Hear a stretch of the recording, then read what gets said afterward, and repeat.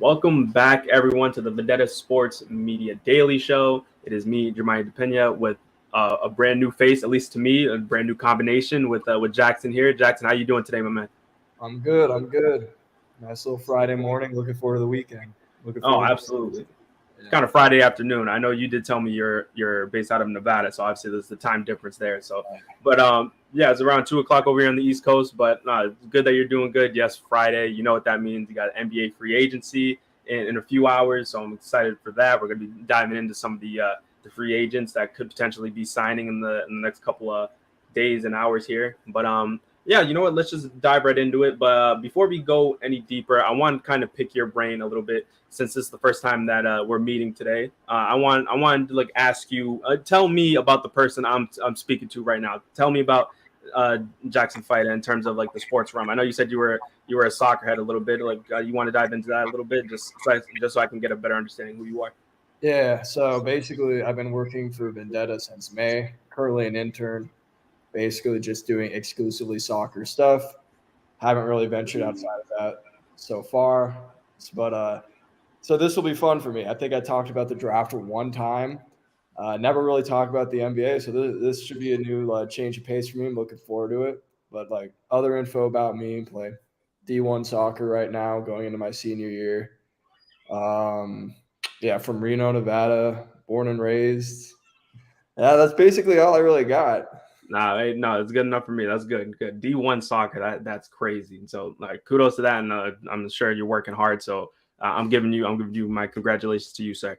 But no, but yeah, okay. So let's just dive right into it in terms of the NBA free agents. So, give me 1 second so we can be able to share the screen. I'm using SpoTrack for getting a list of all the free agents that we can be seeing. So we got Kyrie highlighting the 2023 offseason class, and then we have other guys. You have Kyrie, and then you have like a bit of a drop off in terms of talent. Not to say like some of these guys can't play up to Kyrie's level at times, but obviously Kyrie is going to be the guy to be the most sought after. You got guys like Draymond Green, former champions, and Chris Middleton, Van Vliet. We're gonna dive into some of these guys. Probably not go through everybody, of course. But yeah, let's go with Kyrie Irving. So Kyrie, he is looking for, from what I've read up on in terms of reports, he's looking to find a team that he can call home for the rest of his career. He's already a little over 31 years old, and he can still produce at a high level when he's on the court. So there has been teams. Obviously, he got traded from Brooklyn to Dallas, and Dallas is looking to pair stars up with Luka Doncic. Obviously, bringing in Kyrie to try to help with that, and obviously they didn't make the playoffs. So I just wanted to get your thoughts in terms of Kyrie, because Kyrie is a good player, 31 years old. Obviously, if you were to be looking for a max contract, 3 or 4 years, he'd be going up into his mid 30s, of course. But I wanted to ask you, in terms of, he's an all-star caliber player, where do you think he can end up going? Because there's teams like, obviously, he can go back to Dallas. He has the Phoenix Suns that he took a meeting with. But it's a weird situation with Kyrie. So I wanted to see I wanted to hear your opinion on that. So I want you to talk about that. Yeah, I think from what I've been like looking into and seeing about it, I think realistically he's probably going to end up going back to Dallas or staying with Dallas. I just from what I've been seeing, it just doesn't look like a lot of teams are confident in his long-term I don't know if I'd say availability, but with Kyrie Irving brings a certain kind of chaos with him, whether that's injuries or the whole vaccination stuff. So it looks like a lot of teams are kind of having questions about what bringing him in will bring for their team. And I honestly think he's going to probably just stay in Dallas. No, I would say that's a pretty good bet. And another thing is, in terms of the new CBA that the NBA and the players agreed on, it's making it a lot harder for teams to get more than one to two superstar level players to like big money contracts. So obviously teams are scared out of their minds in terms of going over a certain tax threshold, because then they'll really start hammering down in terms of tax penalties and things like that. So obviously, there's going to be a lot of moves and a lot of financial shifting, I guess is a good term for it, in terms of teams this offseason. So it's going to be real interesting to see. But I think Dallas, because last offseason they allowed Jalen Brunson to go to New York. Obviously, there was some controversy there. And obviously, like the whole tampering and things like that, that word gets thrown around a lot in terms of around this time of year for the NBA. So with Brunson going over to the Knicks and having himself a breakout year, um, I feel that Mark Cuban and the Dallas Mavericks are going to be really in on trying to keep Kyrie and try to build a team around Luka Doncic, because I've said on this show and I've spoke to, and I went on the record saying that Luka Doncic isn't Dirk Nowitzki. He's not going to be loyal in terms of to Dallas, even though Dallas has made him the superstar. He doesn't owe anything to the Dallas Mavericks in a sense like that. So I feel in terms of Luka, he would be a lot. He's on a timer with Dallas. I would say that, even though he's on the rookie scale extension and all that, that you're on a timer, just like Minnesota's on a timer with Karl Anthony Towns, just like a lot of these teams are kind of on the outside looking in. But I would say that Dallas is a good bet. But let's say, because the NBA offseason is crazy, do you have any other teams that you could possibly see trying to make a swing at Kyrie? Well, like you said, he took the meeting with the Phoenix Suns. The one that would be interesting for me would be the Los Angeles Lakers. Obviously, I don't think this will happen, but I feel if that were to happen, him teaming up with LeBron James again, they could be looking for a new point guard. That would be crazy if that were to happen. I still think the most realistic option is 100% going to be returning to Dallas. But like you said, it's crazy. NBA offseason is crazy. It'll be interesting to see, but I think he will go back to Dallas. But hot take, Los Angeles Lakers. No, I like it. I like it. I know there's a lot, again, with the whole financial stuff, but I think the rumors and stuff like that, when there's smoke, there's fire. So there obviously could be some sort of interest on both sides there. So again, I feel like once the 6 o'clock time, 6 o'clock start time for free agency starts, we're probably going to see a lot of craziness over like from between that 6 p.m. start time all the way up until midnight tonight. It's just going to be absolutely insane, I feel. But yeah, so Lakers, I like that in terms of a hot take. But okay, so now that we spoke about Kyrie, let's go over to Draymond Green. Do you have any thoughts and opinions on Draymond Green as a player? He's obviously not the player he once was, but man, he's so fun to just have on the team, I feel like, because he just brings with him so much media attention. And he's a good leader too. Like, he has more experience than just about any guys in the league in terms of winning, being on winning teams, playing with elite superstars, because he's been with Steph and Clay for all these years. So he brings with him a certain level of experience and leadership that like no other player can offer. So I feel like that's going to be a huge thing heading into this. I kind of, like I said with Kyrie, I think he's going to stay. I don't think he wants to leave Golden State necessarily. I think he's going to want to stay and play a few more seasons with them. Okay, I like the reasoning there. He's obviously been there for his entire career, his entire decade plus, and he has obviously been a champion with Golden State. And it would be weird to see Draymond in another uniform and to see how Golden State would be able to try to replace something like that. Even though, like you said, Draymond Green he's kind of like he's an unconventional star. In terms of he's able to do all the dirty work, and he's obviously he's not defensive player of the year anymore. He's not he's like his jumper. He's not a bad, like, I don't want to say that he's a good shooter because he's not, but also I don't want to say he's absolutely terrible. He can hit a shot every once in a while, but obviously that's not what you signed Draymond Green for. You signed Draymond Green to be that glue guy to kind of keep the team together and be that leader and championship pedigree that he would bring to any other team. And just like you said, to your point, he's somebody that you would love to have on your team and you would hate to play against him if he's on the opposite team. So, but it's just crazy and it's weird to try to put a number on that, because I don't think he would get any more money than what Golden State would be offering him. Because like I said, just he has the intangibles and he has the ability to help a team get to an NBA Finals and win a championship. But also, he's not going to be getting paid superstar level money, if that makes sense, because like so I feel, especially with his age, because I believe he's like 32 33 now. 33. So obviously he ain't getting any younger, so it's going to be interesting what kind of contract he gets. But also I feel like Golden State would be a safe bet. But for me, I could easily see him going to another contender and even taking in terms of it depends what he wants to prioritize. Does he want to prioritize winning or does he want to prioritize his financial gain?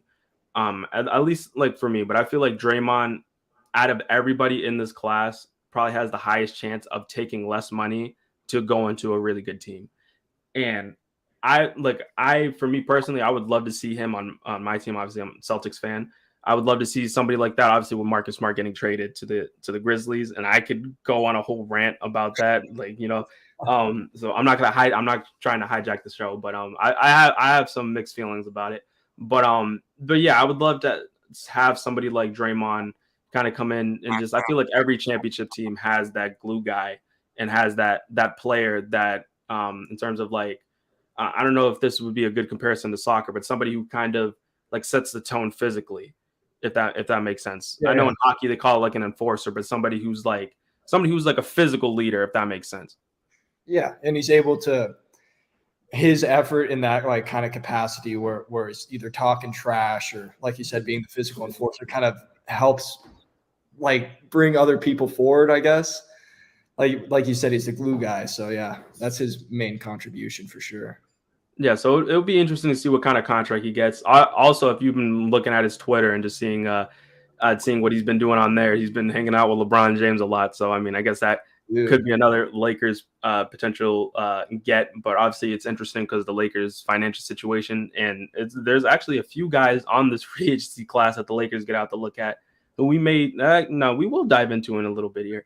But but yeah, Draymond. Jackson says he sticks around in Golden State. I could see him taking a pay cut and going elsewhere. But it's real interesting to see what kind of contract he gets, at least for sure. It would just feel weird seeing Draymond Green wearing another uniform, wearing another jersey. I can't picture that in my mind. Like he is Golden State. Like that's just it will be so weird seeing him repping someone else next year if it happens. I said the same thing about Marcus Smart. So I mean anything can happen in the NBA, Well, the Grizzlies is crazy when you think about that. You want to talk? Go ahead. I want to talk about dive into the Grizzlies a little bit. I just didn't think he'd be going to the Grizz. Like when I saw that, I was pretty surprised. I can't imagine how you're feeling as like a Celtics fan. My thing is, let me tell you this, because obviously you saw that report, but then you also saw the original trade that would have brought Kristaps Porzingis to Boston. They would have traded Malcolm Brogdon to the Clippers. And from what I read up on, and if what I read up on was true and 100% accurate, it was that.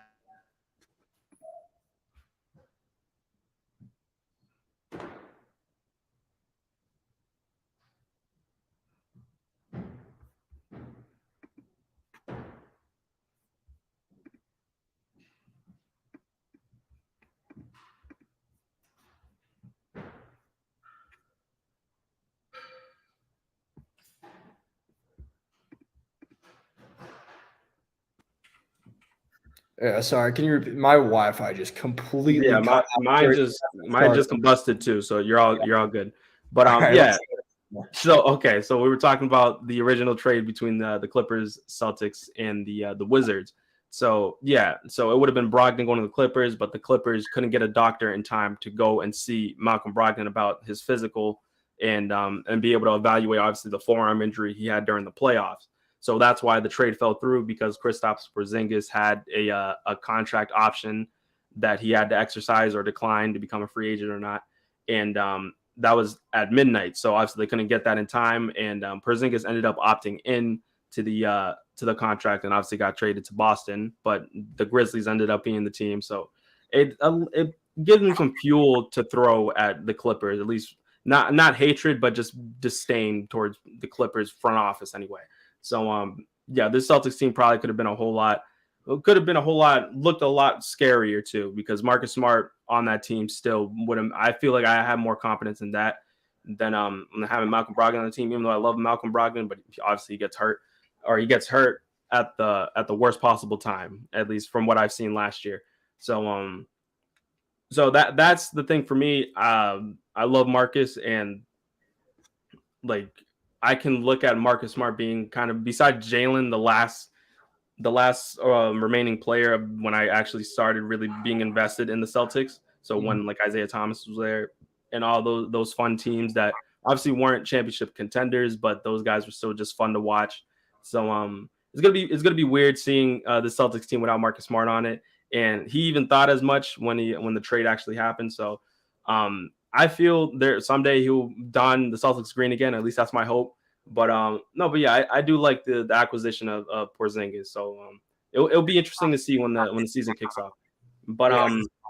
but yeah, so the Grizzlies though, the Grizzlies are getting themselves a great player. They're getting themselves a leader. And it will be interesting to see what he does for the Grizzlies and see if they can right that ship and kind of get John Morant right and see like kind of. I think this is like their new version of like the grit and grind Grizzlies because like Tony Allen, who was a big Celtic. Obviously, I feel like Marcus Smart was a better player overall than Tony Allen, but obviously like defensive intensity. Obviously, I feel they're getting a good one over there in Memphis now. But yeah, side tangent about the damn Porzingis trade with losing Marcus Smart. Who who we talking about? Or we just was it just we were on Draymond? Okay, yeah, Draymond. It's like would like to see him as a Celtic, but obviously I feel like it's a good bet that he just goes back to Golden State. Especially with the acquisition of Chris Paul, maybe that it depends if he views Golden State as championship contenders still, because he even said as much when they got eliminated. This isn't like the dynasty isn't over or anything like that. So it depends what happens. So that would be one to keep my eye on. But all right. So next we got Chris Middleton. From my understanding, let me just see, because I don't know if Chris Middleton declined or exercised his player option. I think if he didn't, I think that would have been a let's see. All right, he was declined his player option. Okay, so he declined his player option worth over $40 million to become an unrestricted free agent. So I don't want to say Chris Middleton is bad. He got a torn ACL and he missed a chunk of last season, and obviously he was kind of rehabbing that, and obviously I don't think he was the same player. But declining $40 million in a player option, that's crazy. So I'll talk about that. Imagine being in his shoes. He's an all-star caliber player coming off a knee injury, and he had $40 million on the table, but he declines it. Speechless. Yeah, that's kind of crazy to think about, especially when you get to stay with the same team. Yeah. So, okay. So when you got Chris Middleton, he's 31 years old. He averaged in 33 games last year. He averaged 15 points. It was around 4 rebounds and 5 assists. So obviously a kind of a bit of a fall off in terms of numbers because he averaged over 20 points the last 3 seasons. So for him to decline $40 million from the Bucks, and keep in mind, he could always just go back to the Bucks and just on a restructured deal. So I feel like that might be the safe option for him. But obviously, teams could absolutely use a versatile wing player like he is. Like, he's tall, he can shoot, he can play make. So I feel like on the open market, he may get himself a decent contract from like a young team on the come up, looking for some veteran presence. But you have teams like the Kings that are looking to make moves. I'm trying to think of other teams that could be possibly in the running for him. So let me look just to give you like kind of like a list of teams. I'll give you a list of teams, and then you can just talk about which one you think would probably be the best fit for him. Let's take a look here. Yeah, but you got him. Well, you got the Kings. You got teams like maybe the Wizards or even the Pistons, who he did play for before. But no, but yeah, give me your thoughts on Chris Middleton. Again, former All-Star player coming off a knee injury, declined $40 million in a player option.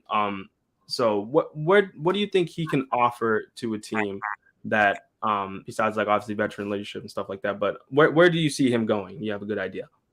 The one I'm excited about is definitely the Kings. They're the closest team to me, so that's kind of like this past season I've kind of become a little more invested in the Kings. I went to the March Madness games happening in Sacramento, got to see the stadium, and then seeing the fan base kind of come together during the playoffs was awesome.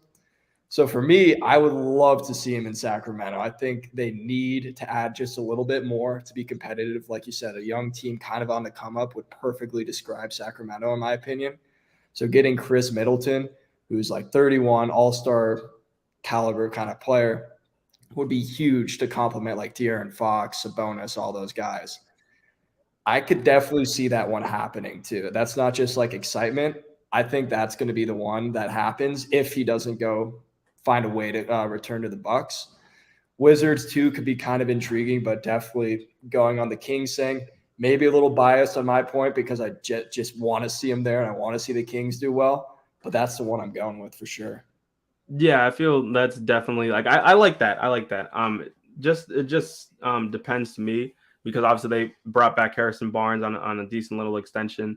So I would like to see something like kind of generate the best that they can in terms of a big three because obviously Darren Fox is really good and Sabonis they were good enough to actually make it to the playoffs the first time in around 16, 17 years. So I'm kind of in the same boat with you on that. I want to see the Kings kind of have a consistent I don't want them to go into another playoff drought because now they have a decent young little core and these guys could absolutely start climbing the ranks a little bit more in the Western Conference. But as like some of these old powerhouses are starting to kind of, I wouldn't say be on the end of the road because Golden State still is good when everybody's healthy over there. Obviously, Steph Curry can easily win you a playoff series by himself. You got the Grizzlies, who if they get right, they can be a mean contender. I'm trying to think of just other teams. The Clippers, if they're healthy and Kawhi plays more than 30 games, so definitely the Kings. I would like that. I feel inserting him into that starting lineup because I feel like he was always he wouldn't be he's not like the kind of star that you have on he's like the number one option. I think he found his role perfectly in the Bucks being that second option who can kind of make up for a lot of the mistakes that their superstar obviously in Giannis he can't shoot. Chris Middleton can shoot. Giannis is a good playmaker. I feel like Chris Middleton is a little bit of a better playmaker. He can cover all the weaknesses that a certain star may have. So I feel like the Kings is actually a really good option. I really like that. I really like that idea there.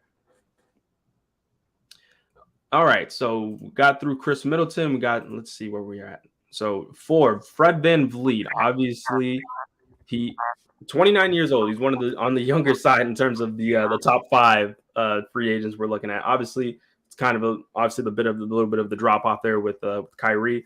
But yeah, in Toronto, ever since Toronto won the championship back in 2019, ever since then, VanVleet has actually had himself a nice career. Let's see. I'm trying to pull him up on Basketball Reference right now.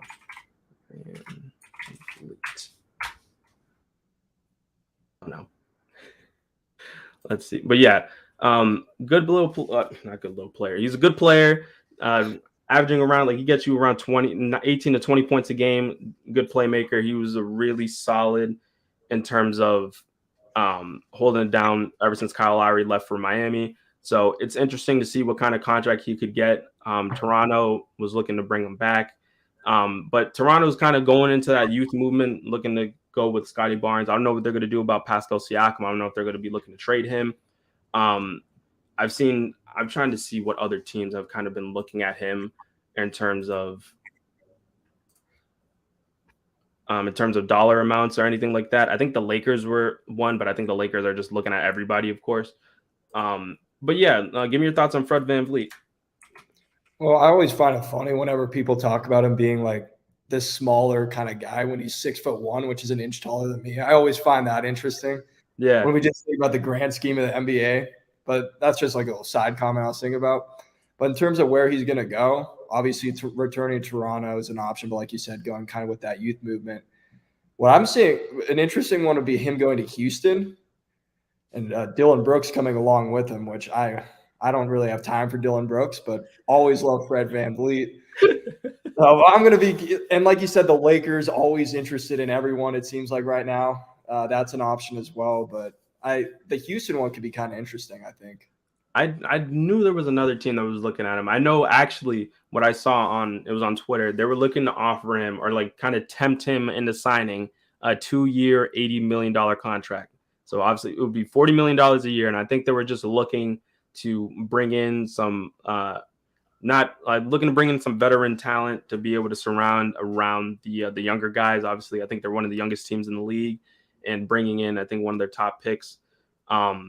I think it was one of the twin brothers is making their. I forgot the kid's name, but I think it was one of the twins that got taken in the top 5. Yeah. But yeah, I think that's what they were looking at. Obviously, if you're in Houston situation, you kind of have to overpay to get yourself a all-star caliber player, and I don't mind that for Fred VanVleet going to Houston. I feel like I wouldn't say they're thin at the guard position, but I feel like they've been playing players out of position to kind of compensate for that. I feel like Jalen Green is better as an off guard, as a shooting guard. So I feel like Fred VanVleet would be able to keep his consistency, and really do well for a Houston Rockets team like that. He's averaged nearly 20 points per game the last 3 seasons. So it would be interesting, obviously, former All-Star, so be able to get some butts and seats at times. So I like that. I like that Houston pick. I feel, and I mean, who wouldn't want to take $40 million a year? I mean, unless you're Chris Middleton, but you know. But no, but yeah, I like that. Okay, so we got so far through the first four we had, and you said Kyrie may very well be sticking with Dallas. Draymond, same thing with Golden State. Chris Middleton, you say goes to Sacramento. Yep. And then we got Fred VanVleet, Houston. Yeah. So number 5, Brook Lopez. Now, Brook Lopez is the oldest one out of the top 5, 35 years old. And he kind of had a renaissance for himself when he got to Milwaukee. Obviously, when he came into the league, he was a big post player, and he didn't really shoot really at all. Besides, I believe maybe some mid-range shots. But now he got the nickname Splash Mountain, obviously being a legit 7-footer and being able to knock down threes. So that's he's kind of found that I guess you can call it the fountain of youth, because obviously he was in Defensive Player of the Year conversations the last couple of years, and obviously he can shoot the three really well. So I feel like any contending team can use somebody like that. So it would be interesting to see. Let's see. So obviously I feel like the Bucks could bring him back, but it just depends what the Bucks are trying to do, because obviously their core is aging. Obviously you had Middleton, who's over 30 now. You have Lopez over 35 now. I believe he'd be 36 when the season starts. But let me just see about some teams that could very well be interested in him. Brook Lopez free agency. So I'm seeing here teams like the Rockets have looked at him. I think like the Rockets are the biggest one. The Lakers are obviously Lakers looking at a reunion. The Bucks even have been looking at potentially a sign and trade as well. But what would you think about Brook Lopez following Fred VanVleet to Houston, if that was a possibility? Yeah, that would be interesting for sure, because they're looking at VanVleet, Brooks, and Lopez right now. That'd be a big offseason in terms of just getting these free agents coming in. That would be interesting. The Lakers could be interesting too. I don't know if that'll happen, but I think the Lakers have somewhat of a smaller team in general. It could be interesting seeing Lopez go there. He's 35. Maybe he wants to start pre-retirement, moving to LA. You got all that stuff going on. That could be a fun little personal thing. But I think Houston looks like the most likely. I see that they're scheduled to meet with him and Dillon Brooks. So I think that's where he'll probably end up right now, or maybe a possible Milwaukee return. But yeah, I'm liking the Rockets for this one as well. Yeah, I feel like the Rockets is just like the Rockets seem like they're just going to come in and swoop in, or at least I like that they're trying to be active in terms of free agency and trying to get some veteran guys around that young core that they got going on. So I like the idea that what Houston's going in. So I wanted to ask you, since we brought up Dillon Brooks a few times, I want you to talk about Dillon Brooks. What are your opinions on Dillon Brooks? Man, I don't think he's that good. I just straight up don't think he's that good. And I wouldn't probably think this if he just kept his mouth shut. I would have thought he's just a normal role player, but he tried to mouth off against one of the greatest players of all time, and he's not good enough to back it up. I don't think he's that good of a player. I guess he can play a role, though. Like he definitely can play a role. But yeah, I'm not a huge Dillon Brooks fan at all. I don't think he's very good, and I think he gets exposed against better players for sure.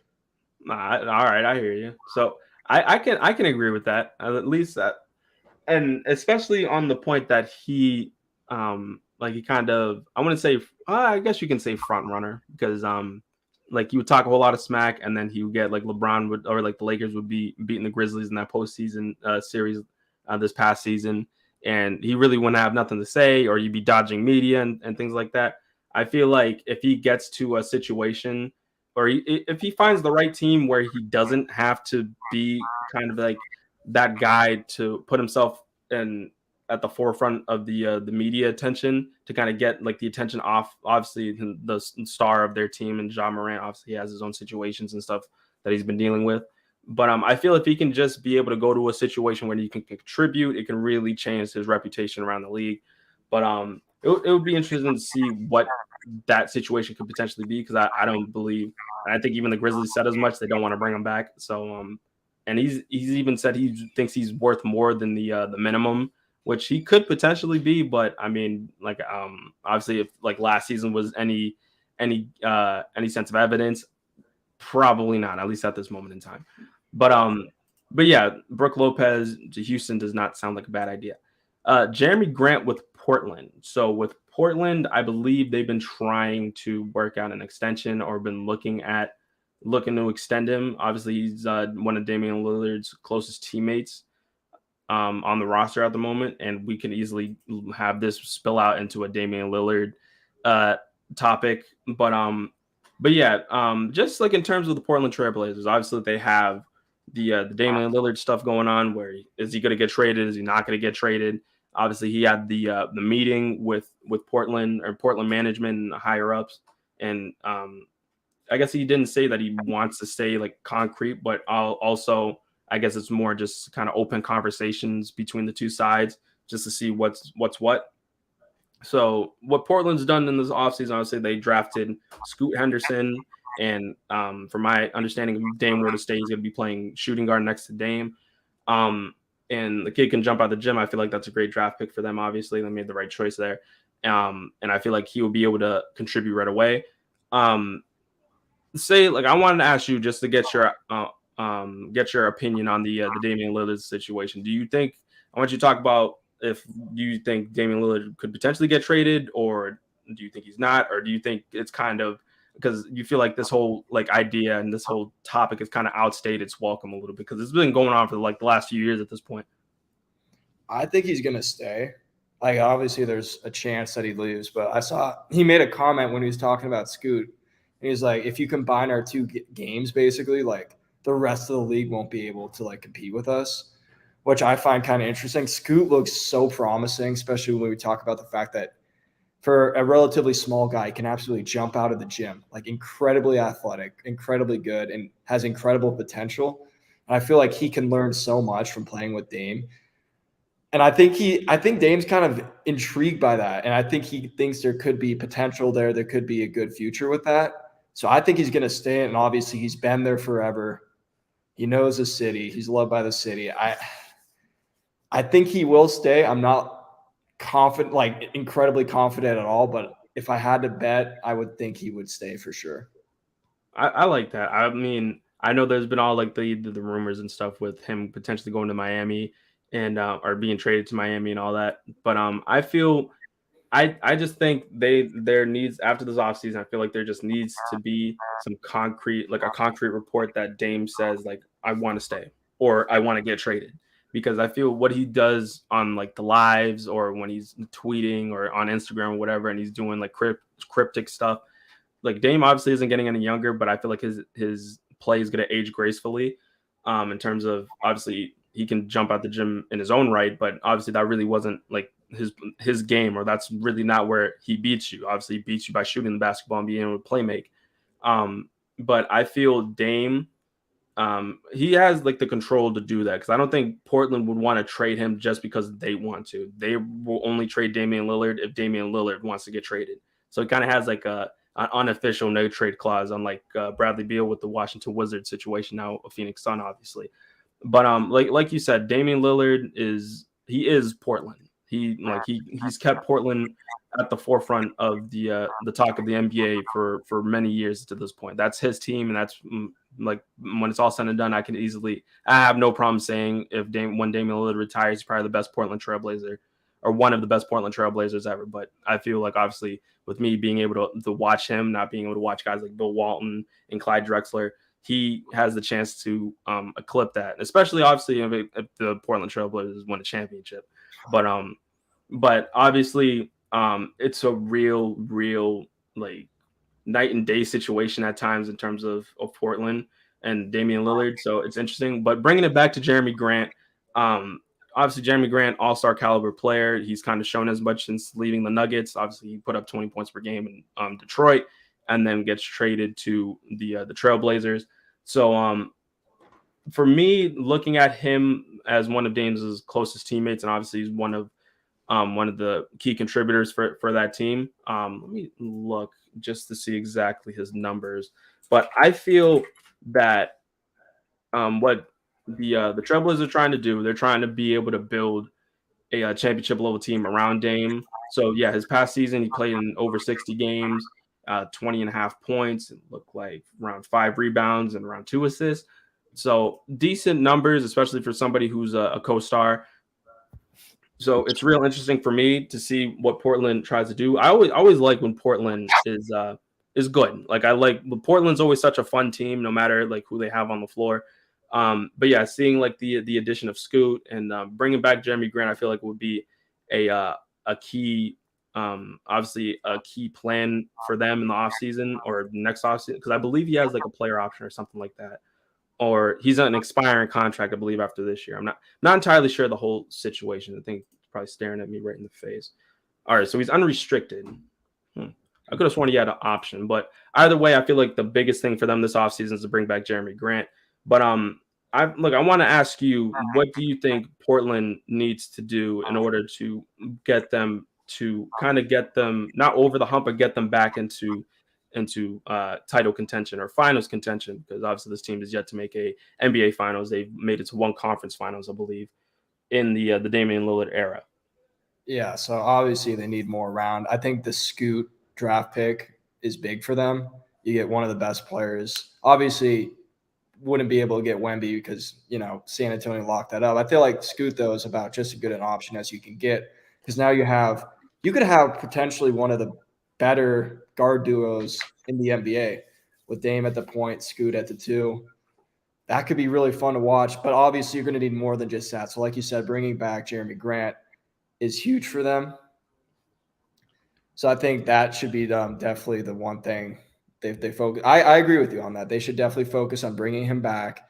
He's also one of Dame's closest players. So if you're going to keep Dame around, you should keep the guys that he likes playing with, that he's close with, that he knows how to play with around too. And Scoot's going to be learning from Dame, so he's also going to develop those relationships as well. And I think that's how you build it out for sure. All right, I like the way you went about that. I thought that was really good. It was good to see that we're on the same page there in terms of seeing Jeremy Grant.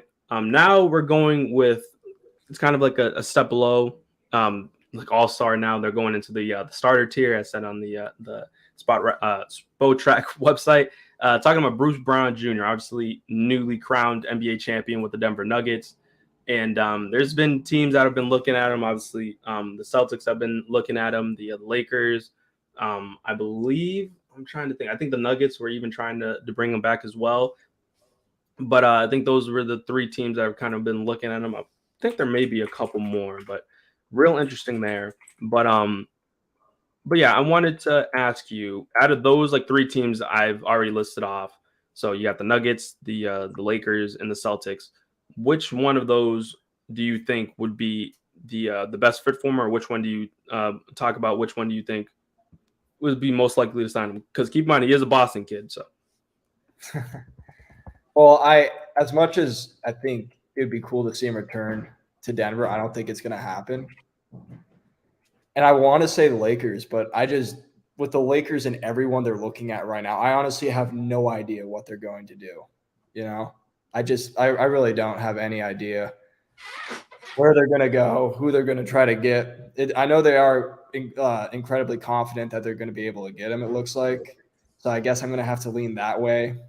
And could be he brings with him a championship caliber to him, because he has won that ring, so he knows what it's like to win. So he's going to bring that with him to LA. So I think he's going to go there probably. I saw the Pacers have emerged as an option for him now too.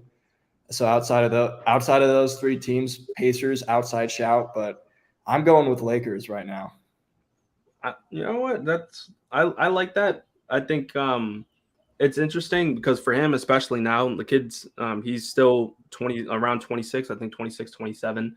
Let's see. So 26, 27. Where is he?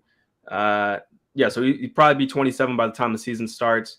And obviously, championship pedigree and the fact that he's able to, for one, he's healthy. He stays on the floor. He played 80 games last year for the Nuggets, and I feel like he really found himself being like that guy who can kind of get yourself obviously a really good. He played really well in the postseason. Obviously, he kind of went on his own personal runs against the Miami Heat, and I believe even against Phoenix at times as well. So he has the potential to be able to take over a game at times. But I love his hustle. Um, I love that he's been able to find himself a 3-point shot, and I think now that he has the championship pedigree and the championship background now, a lot of contending teams are looking to pry him away from the Nuggets, and I feel like he's going about this really smart. He's not just gonna be up and going directly back to the Nuggets.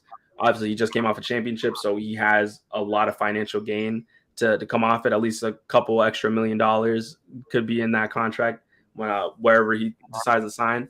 For me, it might be a little bit biased, but I also feel like he would be a really good addition for my Celtics.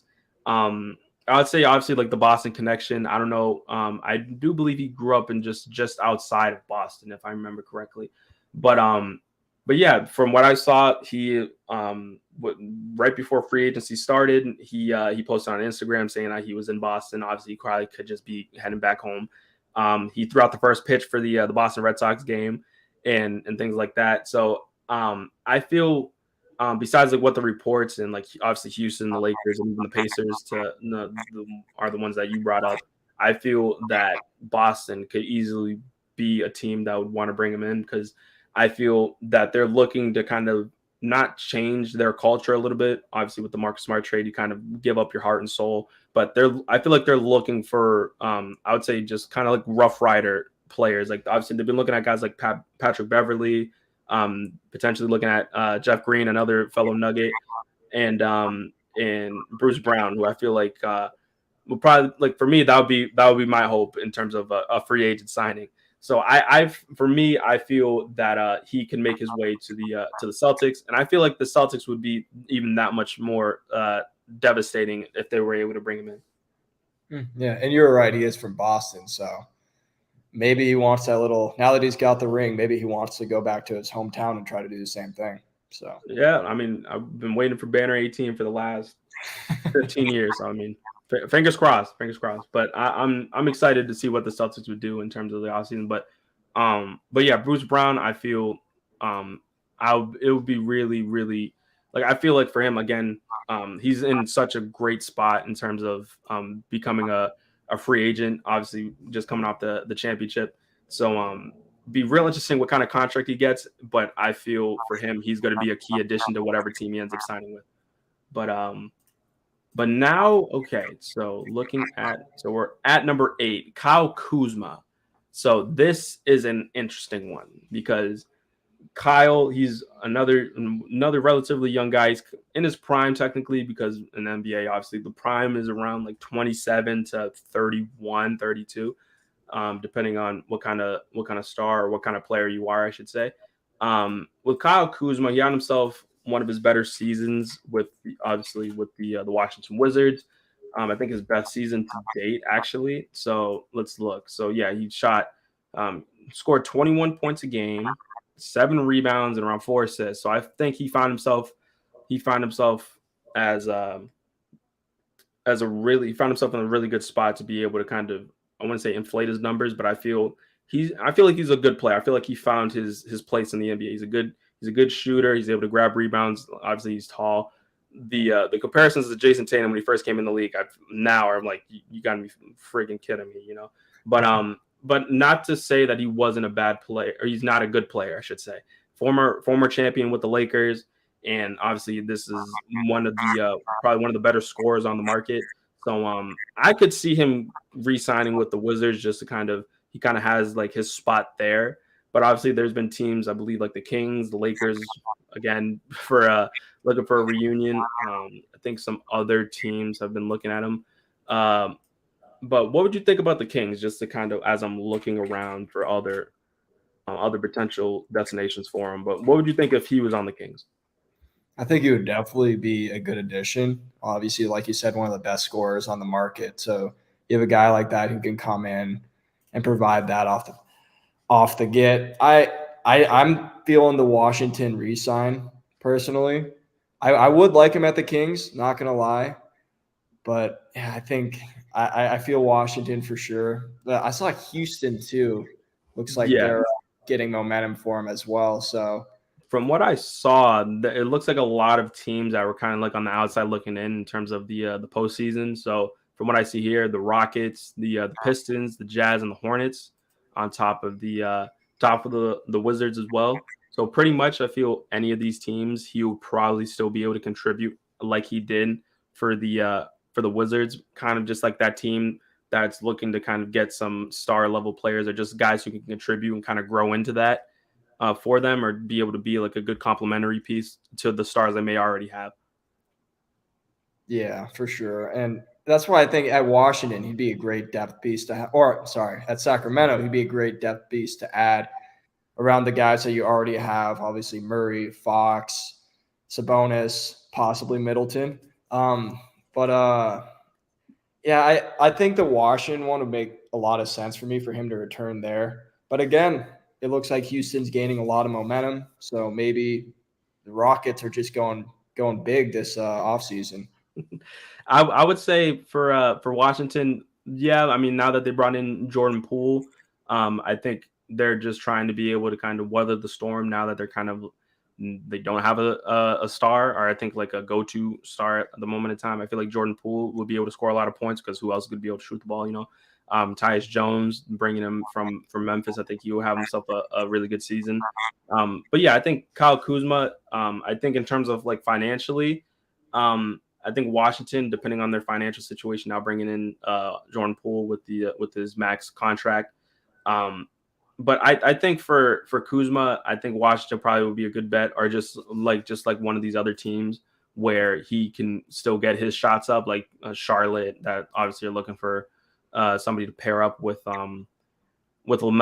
But I think Charlotte might be a little bit tricky in terms of because now that they drafted Brandon Miller, so I think maybe not, but I do like the Houston one. If I think anybody would find their way to Houston, it may be Kyle Kuzma, probably even more than Fred VanVleet. But I mean, if they're really going to offer him 2 years, 80 million VanVleet, then I mean that'll probably be a good bet as well. But I think I like Houston, but yeah, I think like the Washington one might be a safer bet. Okay, so now we're 8 guys through. Cam Johnson, I think for restricted free agency, I think the Nets are just going to obviously look to retain him. So I feel like they may not be much to talk about there. In terms of Brooklyn, I like Brooklyn, especially their way of being able to try to work their way out of like the Kyrie and Kevin Durant fiasco that they had before they ended up trading both players. So they were able to get back kind of like their star of the future in Mikal Bridges.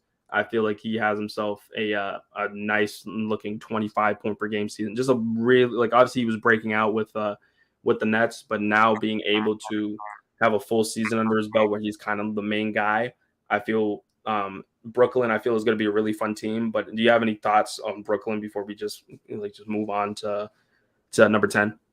Yeah, honestly, like you said, the whole fiasco situation of Durant and Irving.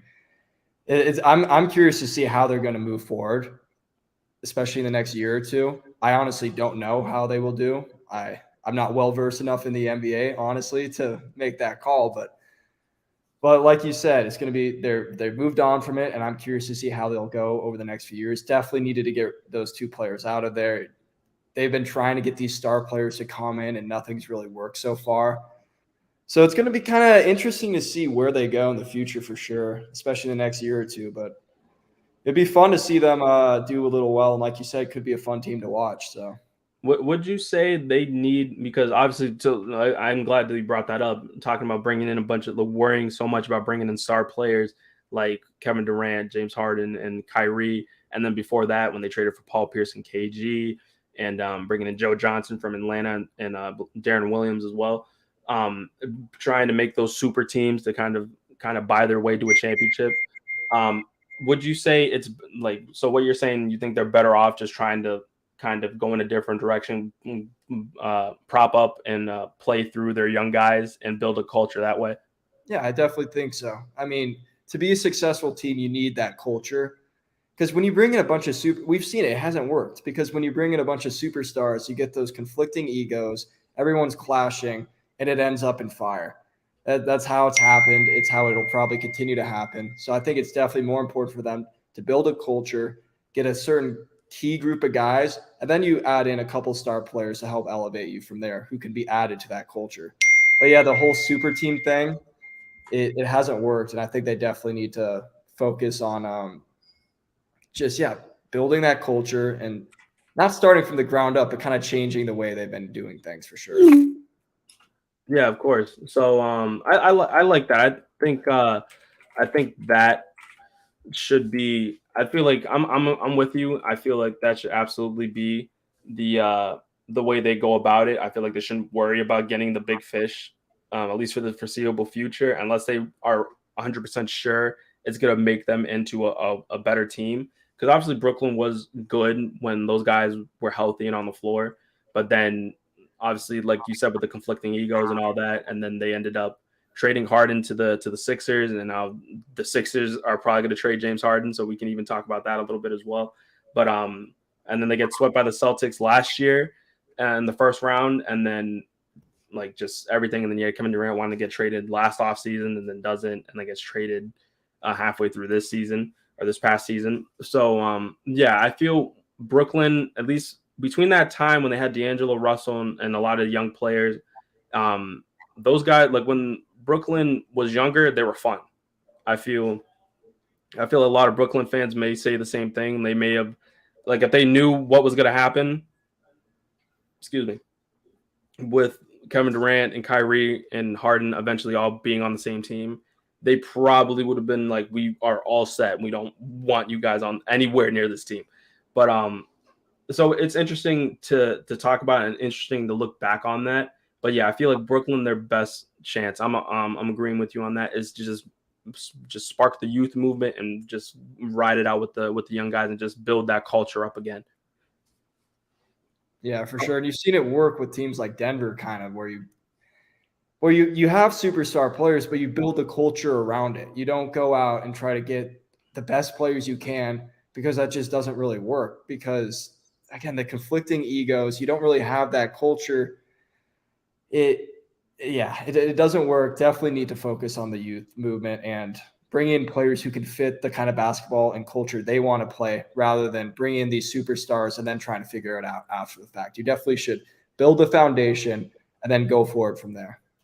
Yeah, I mean, hey, you got to look at how they got shot in the foot with both those big moves from both those Nets super teams when pretty much trading the draft rights between Jason Tatum, Jaylen Brown, and Colin Sexton, all 20-point per game scores, and a couple of All NBA guys, obviously, and then with the moves that they made to acquire Kevin Durant and Kyrie to open up cap space and things like that, that they sent. It was Jared Allen got sent out the door, Karis LeVert. Who else got moved? I'm trying to, but just like a lot of good young pieces and a lot of good players are now benefiting other teams that could have very well been benefiting Brooklyn or being able to be assets for Brooklyn. So they could have, in all honesty, they probably could have found themselves in a far better situation if they didn't make any of those trades. But obviously hindsight's 2020. So um, it's just cool to think about. But obviously, I mean, I'm a beneficiary for like their one of their trades, you know.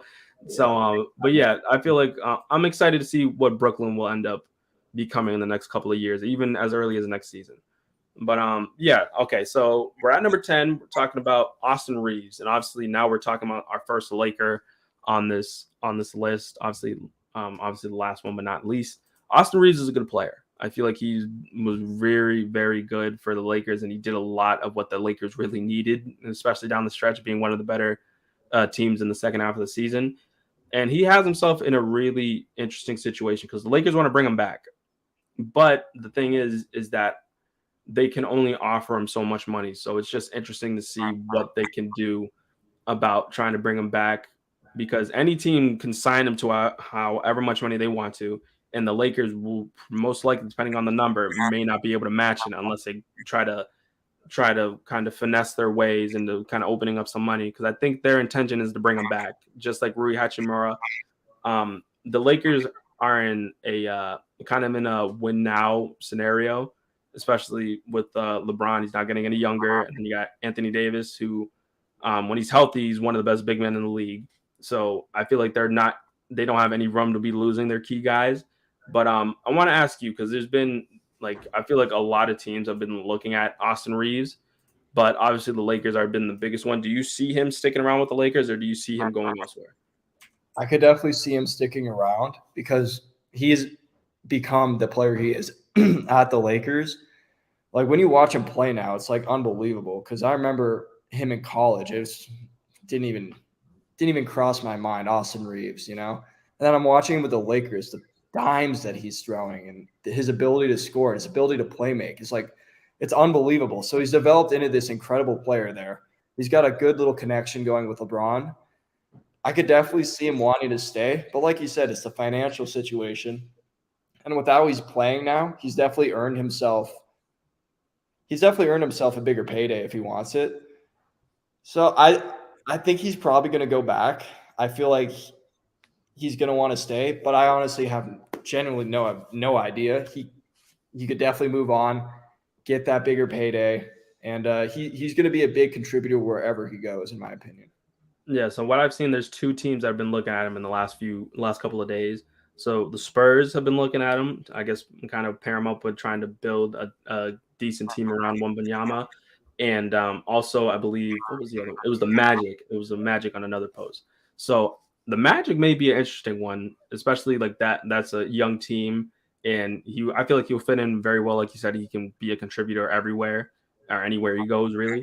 But I think the Lakers, their top priority is to bring back those two guys, Reeves and Hachimura, to be able to kind of have like that youth in the because they're one of the oldest teams in the league a couple of years ago, and I think that really shot themselves in the foot.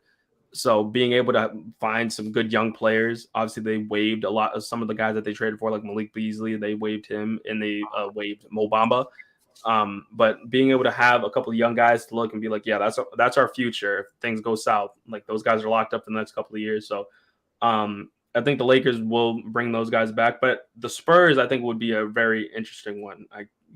I know Chickster I'll be interested to hear Chickster's take on that, because he's the kind of the resident Spurs fan, from my understanding. But I for me, at least for me, I think he would do really well if he were to find his way to the Spurs. But I feel like the Magic would be fun. I would say that. Yeah, the Spurs one is the one that's really intriguing for me, because if they can get a team going around Wembanyama, they could be a contender. I don't think they'll be one next year, but maybe a year after that, they could suddenly be one. And Austin Reeves, if he keeps doing what he's been doing, which we'll find out next year, that could be a really good addition for them as they go forward. And that would be fun to watch. But yeah, like you said, the Magic, they have a lot of depth at the guard position as well, a lot of shooters. And you have Reeves coming in who can run an offense, who can help find those players and can score himself. That could be a good option too. But I'm still thinking Lakers. I think they should really, really focus on getting him back, because he's proven that he can do it in big games. He did it in the playoffs. He did it towards the end of the season. He showed that he could perform. And again, he's got a nice little bit of camaraderie with LeBron, with all the existing guys. I think they should definitely try to get him back. It's going to be interesting to see what he decides to do, though. Yeah, absolutely. I feel the Lakers are in probably like, if I'm a Lakers fan, I'm probably like the most like anxious out of any team going into the offseason.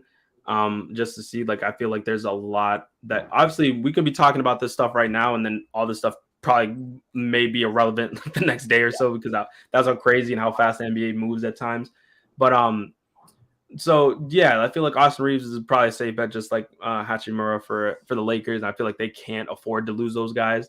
But no, but yeah, I feel like obviously there's a lot of players going into the free agency class. Obviously, like you got contributors like Grant Williams, you got guys like D'Angelo Russell, who can find himself with a decent little contract. He could easily, from what I've seen, he could easily find his way back to the Brooklyn Nets. Actually, I'm not sure how keen the Lakers are on bringing him back. Miles Bridges, obviously, with his own situation, 25 years old, he's proven to be a 20-point per game scorer. And you got a couple other guys like Russell Westbrook as well. I didn't even realize that Russell Westbrook was going to be a free agent. So interesting to see what Russ would do. I think the Clippers are looking to bring him back. But I would say kind of a lasting topic here. Like I alluded to it earlier, you had James Harden, obviously with the kind of having a falling out with the Sixers. So he's looking to get traded. He picked up, I believe, his $36 million player option, and he wants to get traded. So from what I've seen, obviously this has been a developing story over the last like day or so. But I think from what I've seen, there's teams like the Clippers looking at him, looking to trade for him.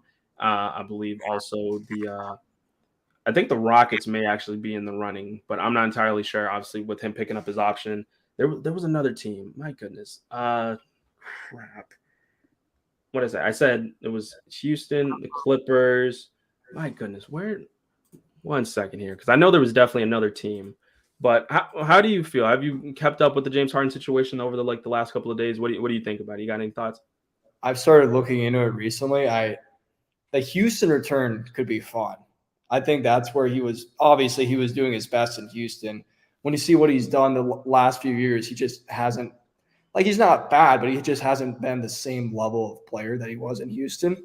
So maybe in his mind, a return there is a return to the kind of that superstardom that he once had. So I'd like that. I do find, what's this, 3 trades in 3 years? Is that what it is? Or Yeah, something like that. Or like he's worn a different uniform like at least once the last couple of years, because I believe the start of 21 he was a Rocket, then got traded to Brooklyn, spent technically a full season there, but between 2 different years, and got traded to Philadelphia, and now this would be his 4th jersey. No, yeah, his 4th jersey in 3 or 4 year span. That's crazy turnover, especially for like someone who's a star player like Harden. But I think the Houston return would be cool to see, and I think obviously that's where he was the guy. That's where he was playing his best. So I think him returning there could help him refine that top level performance that he once had. He has a connection with the city. The fans, I'm sure, would love it. That could be fun to watch, and would also be another name to add to the list of Houston making big moves this offseason. We've talked about them almost as much as the Lakers, it feels like. Yeah, I mean, Houston, I think the fact that they have so many young guys, are one of the youngest teams in the league. I don't think they have a whole lot of money committed to really anyone, from what I remember. But so other teams that I did see about Harden potentially being traded to were obviously I remember it was the Clippers, and then you see it was the Knicks and even the Miami Heat. I feel like Miami, that could be interesting. I don't think, another thing you got to keep in mind, he would technically be an expiring contract.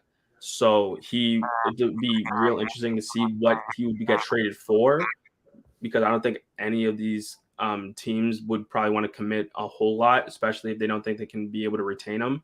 But I believe Harden's like 33, 32, 33 now.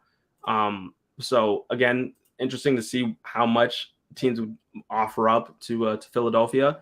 But yeah, Philadelphia is now like, this would be, I feel like it would probably be a necessary move. I feel like for me, I wouldn't what's the word for it? I wouldn't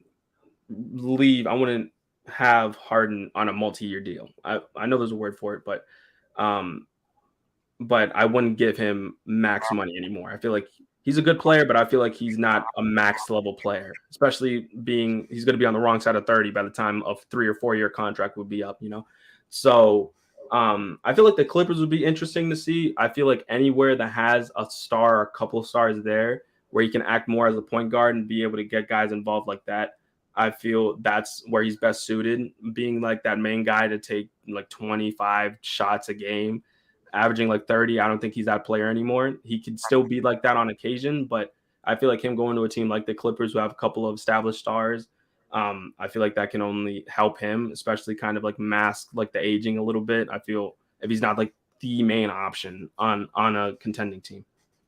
Yeah, I like the Miami one you brought up. That could be fun to watch. I feel like if I were to ask Miami fans, they would much rather have Dame. But 100%. I think a lot of people will probably say the same thing now. But no, but yeah, all right, we're a little bit over the hour here. We talked a lot about NBA free agency. Jackson, if you have anything else, it's already been a really fun hour of the Daily Show. If you got anything else you want to talk about, I'm all ears. Nothing much. Just looking forward to seeing what happens. Like you said, everything we said could turn out to be completely false. None of it could happen. NBA offseason's crazy. I'm looking forward to seeing what happens once the window opens up. I'm right there with you. It's around 2:47 over here on the East Coast. I believe 6 p.m. Eastern time is when free agency starts. For those of you who are still with us, and just to be able to keep up to date with all the free agency stuff going on in the NBA, make sure to check out vendettasportsmedia.com, where we're going to have coverage and be plenty of free agency posts going on the site, and being able to keep you all up to date, as well as up to date in terms of also as well as the NFL, MLB, all the major sports, and a lot of great content over there on vendettasportsmedia.com. So make sure you go check that out. But with all that being said, I've been Jermaine DePena. Jackson, has been a pleasure. Everybody enjoy the weekend, and NBA fans, be ready for a wild ride in about maybe another 2.5 to 3 hours. Everyone take care. Enjoy the weekend.